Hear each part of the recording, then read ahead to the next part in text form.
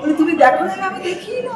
ছবিটা যখন রিলিজ করবে, তবে ছবিটা রিলিজ করে ছবিটা এত মানুষের ভালো লাগছে, ওরা আমার পেছনে লেগেই আছে। কোথায় পয়সা পায়, পুষ্ট হয়েছে বলে একটা মানুষ সম্পর্কে বলেই যাবে খুব একটু বয়স্ক হয়ে গেছে, নাম করা হিরো, কিন্তু আর আমি তো একটা ছোটোখাটো, আমাকে মানিয়ে যায় যে কোনো চরিত্রে, স্টেজে তো বিশেষ করে। তো বলেছিল এই বাবার কোলে, মানে একটা রোম্যান্টিক সিন ছিল, বলে বাবার কোলে নায়িকা কাঁদিয়ে বলছে একটা নবদুর্গা, একটু বলো যে যখন মানে তোমার কাছে এই সুযোগটা এলো, অফারটা হলো, ভেবেছিলে কি একবারও যে করবে কি করবে না? না না, উনি যখন এলেন না, শ্বেতা গুপ্তা, ও একটা সংস্কৃত যেন চণ্ডী চাই। তো ও জানে যে আমি সংস্কৃত উচ্চারণ আমার ভালো, সংস্কৃত পড়েছি। তো এইবার আমি বললাম যে আমার একদম সত্যি সময় পাবে না। তুমি আজকাল সব অনেক পড়াশোনা জানা শিক্ষিত মহিলারা রয়েছে যারা অভিনেত্রী, তুমি তাদের কাছে যাও।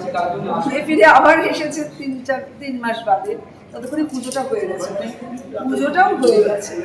তো ওটা 24-এ বোধহয় শুটিংটা শুরু হয়েছিল। তো যাই হোক, হলো। এবং সংস্কৃত পুরো দেখতে আমার প্রত্যেকটা ডায়লগই সংস্কৃত। তো হলো, ছবিটা হলো। এখন তো প্রায় 46 উইকস রানিং ছবিটা। এবার বলছে 100 উইকস অব্দি চালাবো, তারপরেও চলবে মায়ের কৃপায়। আর এখন তো এইসব ছবি হয় না। তো ও একটু ডিভোশনাল, ও গানও, ও তো মিউজিক ওয়ার্ল্ডের মহিলা শ্বেতা।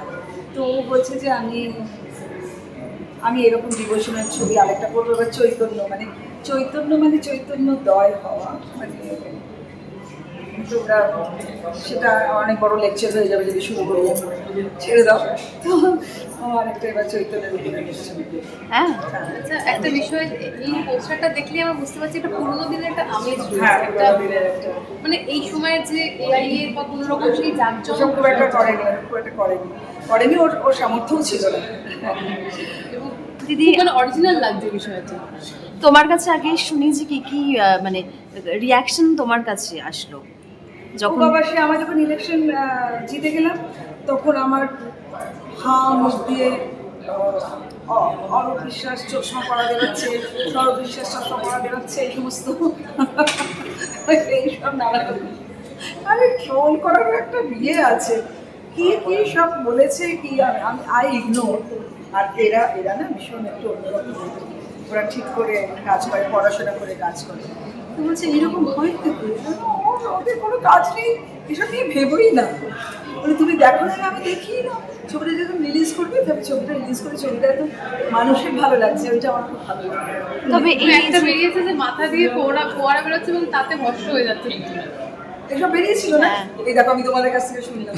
সত্যি না, এগুলো দেখলে বা শুনলে রাগ হয় নাকি খুব উড়িয়ে দাও? আমি ইগনোর করি এত লোক। তারপরে একটা বিশেষ পোর্টাল আছে, আমি তাদের নামও করতে চাই না, ওরা আমার পেছনে লেগেই আছে।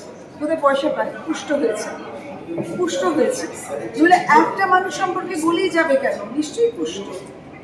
হ্যাঁ, তাই তাহলে কেন বলবো? আমার আলাদা করে আমার সাথে কারোর কোনো শত্রুতা নেই।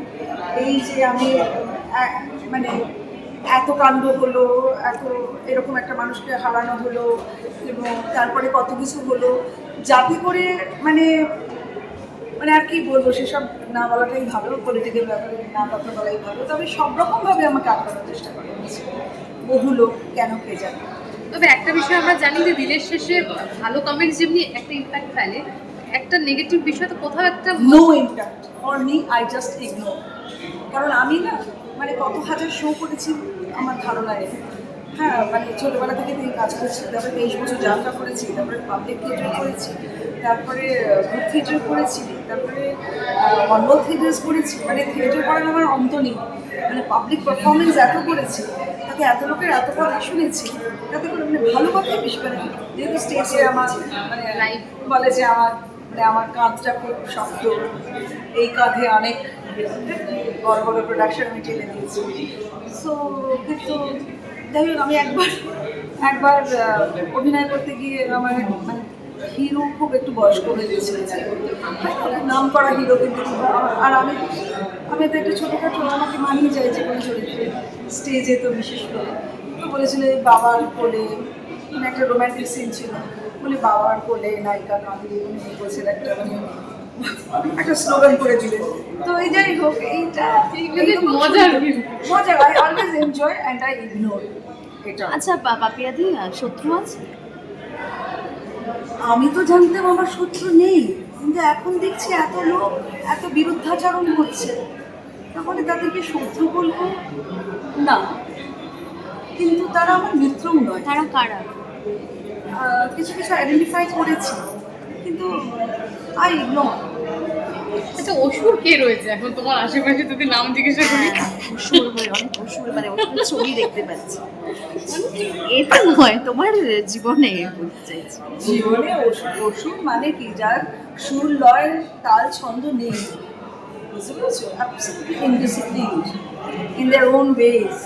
সুতরাং ওদের ভেবে কোনো লাভ নেই, ওরা সবাই সবাই ভুল বুঝতে পারবে এবং পথে আসবে। তুমি তো বধ করে দিয়েছো অলরেডি। আসল পথ হয়ে গেছে। আচ্ছা পাপিয়াদি, আরেকটা প্রশ্ন। সেদিন লন্ডনে একটা মিটিং হয়েছিল এবং সেই মিটিং থেকে নাকি তুমি রেগে বেরিয়ে না গিয়েছো। না, আমি তো রাগিনি, আমি রাগ করিনি।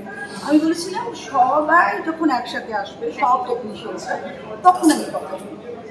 কিন্তু এরকম অর্ধেক অর্ধেক আমার এত সময় নেই আসলে, সত্যি।